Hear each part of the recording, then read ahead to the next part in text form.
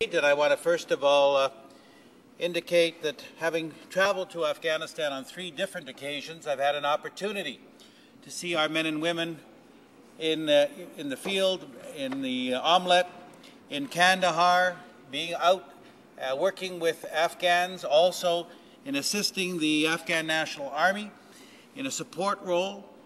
There's no question in my mind that Canadians are making a significant difference in Afghanistan, and they're making that significant difference under the UN resolution and as part of NATO. Now, Canada has always been and will continue to be a country that responds when the need is there. And I think there is no question that on the issue of international terrorism, on the issue of dealing with creating a stable, productive Afghanistan, Canada does not take a second place to anyone. They have done an outstanding job there, and every Canadian soldier there, every aid worker there, every contractor there will tell you that they are making a difference in the lives of the average Afghan. And so the discussion before the House deals with whether or not we should have a training mission, what is commonly known as inside the wire, after the combat role ends in 2011. Now, Madam Speaker, there is, in my view, 2 ways we could go. We could simply say the combat mission ends, therefore our responsibility ends, and then we go home and let somebody else do the job. Now, Canadians, I believe by and large, do not take that view. They take the view that 152 Canadians have lost their lives there. 152 Canadians have paid the ultimate sacrifice. And what else can we do? Now, our party has always supported the 3D approach, that is defense, diplomacy, and development. Well, one of the elements clearly is on the area of training the Afghan National Army so that not only can they defend themselves, but so that they can also train other Afghans so that they won't need international assistance. And it is important that we have a force there, which is now over 170,000, that is able, of an Afghan army that's able not only to secure the territory, but also to defend that territory, to defend the sovereignty of Afghanistan, not just from the Taliban, but from outside sources, such as Al-Qaeda. Now, Madam Speaker, I believe that the training inside the wire, and the government has enunciated, though more details I know are coming, that inside the wire in Kabul, in military college, to train Afghan soldiers so that they will be able to continue on in defense of their own country.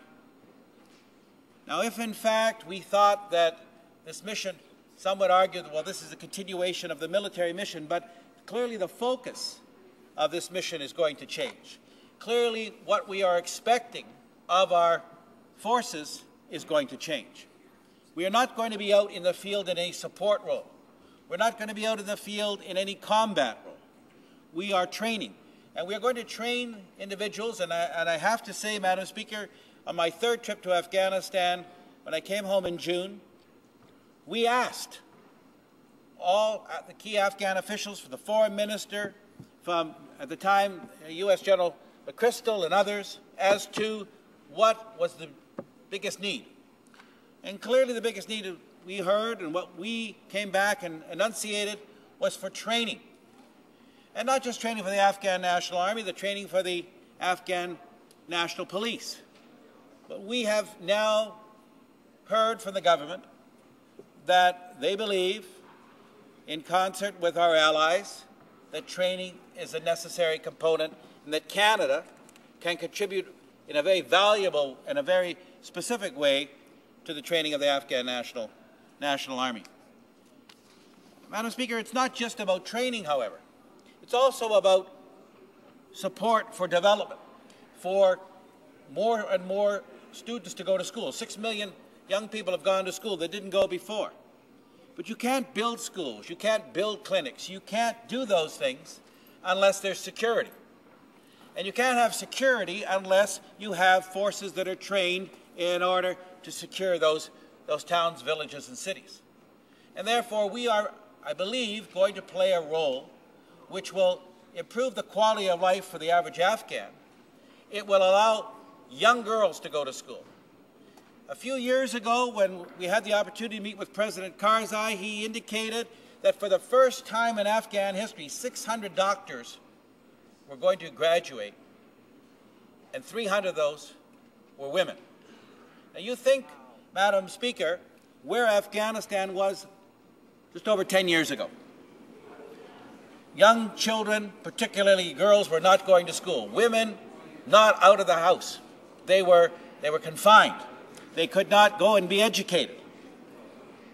Think of the development the next year when the Dala Dam is completed, which is one of the 3 signature projects that Canada has been involved in.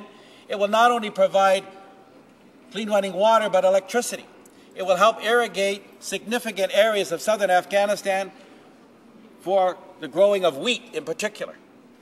If we really want to change the lives of individuals, the only way you can do that is to provide the kind of skill sets that, in this case, Canada is good at. And we do have significant aid workers there, and those aid workers, of course, have to be protected. And again, the training of the Afghan forces and providing those skill sets for them will assist in terms of the protection of aid workers, whether they're ours or someone else's. Advancing security, the rule of law, another area which Canada has been involved in, embedded in the Ministry of Justice. I can tell you, as the Vice Chair of the Afghanistan Special Committee, I have been able to witness that, and with some of my colleagues on both sides of the aisle, we were able to see those kind of changes. The rule of law is absolutely important. The training of people for human rights as well, Madam Speaker.